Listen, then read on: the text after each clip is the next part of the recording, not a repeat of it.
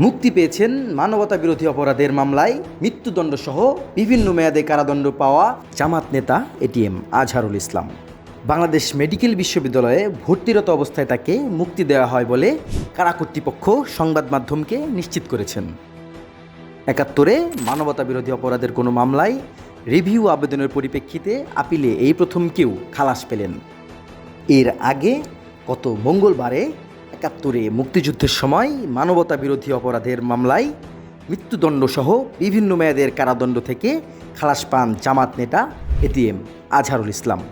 গণহত্যা, হত্যা, অপহরণ ও নির্যাতনের ৬ ঘটনায় তাকে দোষী সাব্যস্ত করে ২০১৪ সালে আন্তর্জাতিক অপরাধ ট্রাইব্যুনালে দেওয়া রায় গতকাল মঙ্গলবার বাতিল করে দেন সুপ্রিম কোর্টের আপিল বিভাগ।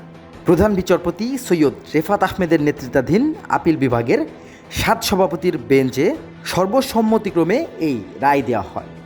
আজহারুল ইসলামের রায় ঘোষণার পরপরই গতকাল দুপুরে আপিল বিভাগ থেকে বিচারপতিদের স্বাক্ষর শেষে সংক্ষিপ্ত রায় প্রকাশ করা হয়।